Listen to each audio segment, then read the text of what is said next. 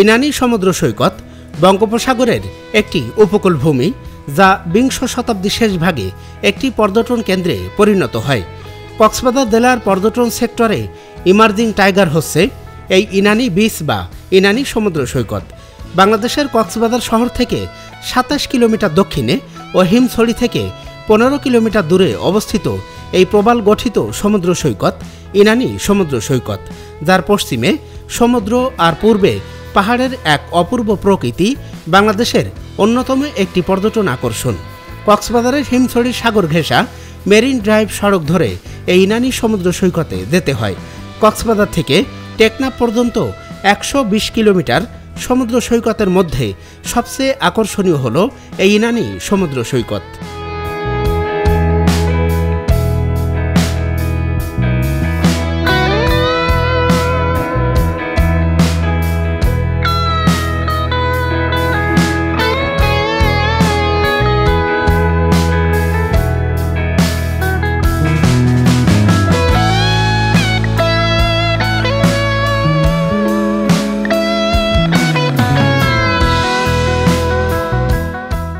ইনানি সমুদ্র সৈকত যেমন সুন্দর আর আকর্ষণীয়, ঠিক তেমনই রোমাঞ্চকর।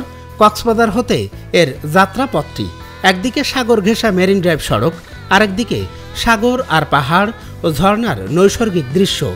মোটেই একঘেয়েমি লাগবে না, আশা করি আপনার মনকে চাঙ্গা করে তুলবে। আর যদি কপাল ভালো হয় তাহলে পথিমধ্যে চলচ্চিত্রের দৃশ্য ধারণের বিষয়টি ভ্রমণের আনন্দকে দ্বিগুণ বাড়িয়ে দিতে পারে। তবে হৈহুল্লোর জীবন যারা পছন্দ করেন তারা খোলা ছাদের জিপ গাড়ি অর্থাৎ চান্দের গাড়ি ব্যবহার করতে পারেন।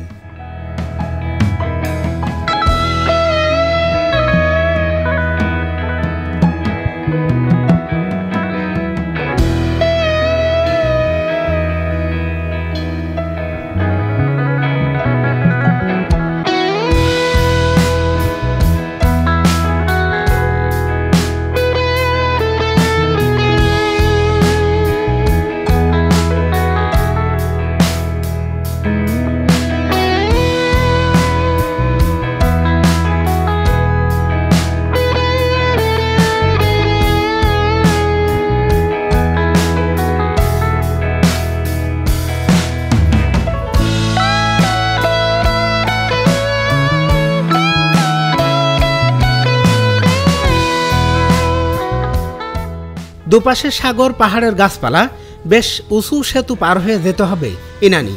রাস্তার এক পাশে উঁচু পাহাড়, আরেক পাশে বিশ্বের দীর্ঘতম বঙ্গোপসাগর, আর সেই সাথে নানান রকম পাখির কলতান শুনতে পাবেন এখানে। আমি আশা করি ওই মুহূর্তে ৮০ দশকের সেই জনপ্রিয় শিল্পী লাকি আকন্দের চিরচেনা গান চলো না ঘুরে আসি অজানাতে, যেখানে নদী এসে থেমে গেছে গানটির নয়নভিরাম গায়কী উপস্থাপনা অবশ্যই মনে পড়বে এবং গুনগুন করে গাইতে মন চাইবে আপনার। আবার এলো রে সন্ধ্যা, শুধু দুজনে, আবার এলো রে সন্ধ্যা, শুধু দুজনে, চলো না ঘুরে আসি অজানাতে, যেখানে নদী এসে থেমে গেছে, চলো না ঘুরে আসি অজানাতে, যেখানে নদী এসে থেমে গেছে।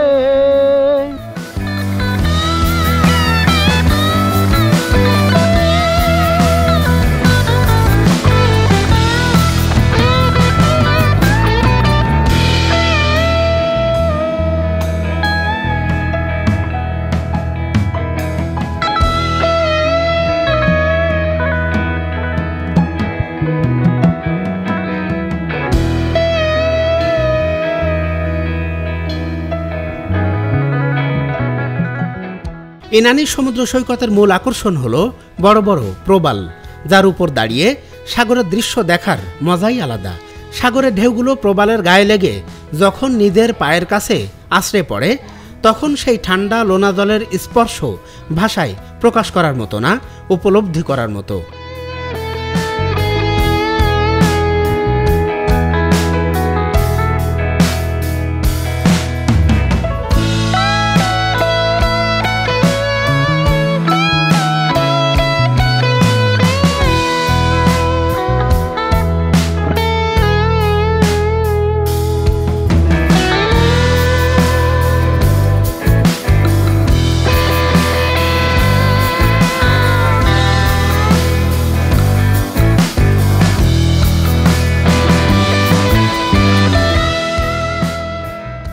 স্বচ্ছ জলের তলায় কাছ থেকে তাকালে দেখা যায় ছোট ছোট সামুদ্রিক মাছ, আর সেই সাথে বিস্তীর্ণ বালুকা বেলায় ছুটে বেড়ানো হাজারো লাল কাঁকড়ার দল। এক কথায় অসাধারণ স্রষ্টা সৃষ্টি। একবার ওখানে গেলে বারবার যেতে ইচ্ছে করে, কিন্তু কি করব বলুন, সামর্থ্য যে নাই। তারপরেও বছরে একবার হলেও এখানে আসার চেষ্টা করি এবং এখানকার স্রষ্টার অপরূপ সৃষ্টি ভিডিও ধারণ করে আপনাদের দেখানোর চেষ্টা করি। তাই অনুরোধ করব, ভিডিওটি না টেনে সম্পূর্ণ দেখবেন এবং ভালো লাগলে অবশ্যই লাইক, কমেন্টস ও শেয়ার করে অন্যকে দেখার সুযোগ করে দিবেন এবং আমাকে অনুপ্রাণিত করবেন।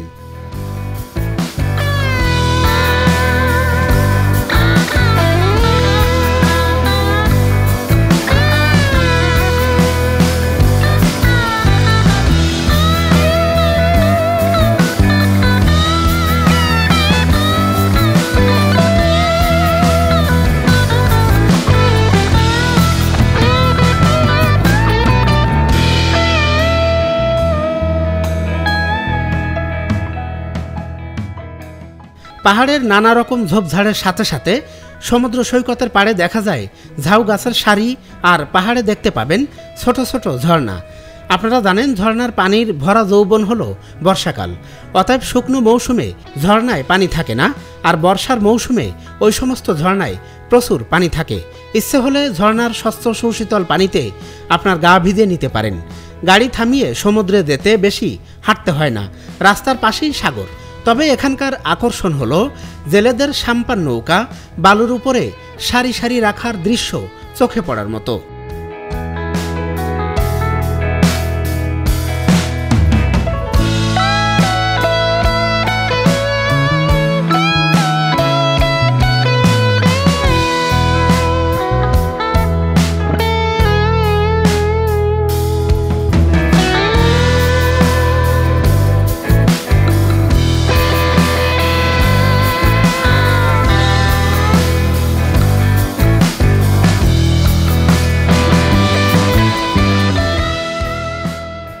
ইনানি সৈকতের প্রধান আকর্ষণ হলো প্রবাল আর পাথর, যা বিভিন্ন আকার আর ধরনের।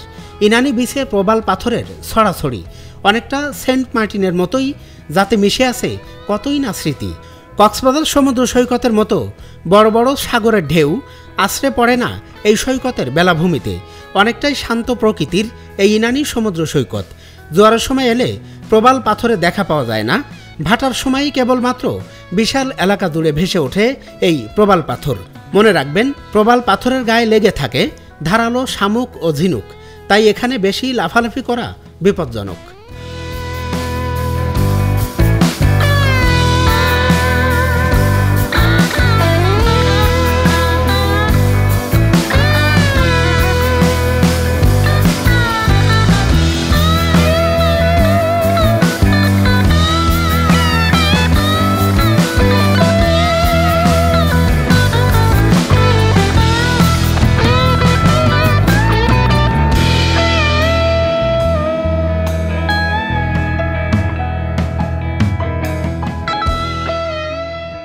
সাগরে নামতে না চাইলে বা সেরকম পরিকল্পনা না থাকলে ইনানি সৈকতে যেতে পারেন বিকেলবেলায়, কারণ পড়ন্ত বিকেলের শান্ত সাগর আপনার সামনে তুলে ধরবে তার বিশালতা। একেবারে সূর্যের অস্ত যাওয়াটা উপভোগ করে ফিরতে পারেন। বিকেলে জোয়ার থাকে না বলে সাধারণত অন্য সময়ের তুলনায় সে সময় মানুষের উপচে পড়া ভিড় কিছুটা কম থাকে। মনে রাখবেন, সাগর যেখানে নিজের ভাষায় কথা বলছে সেখানে মানুষের কোলাহল কিছুটা কম থাকাই কাম্য।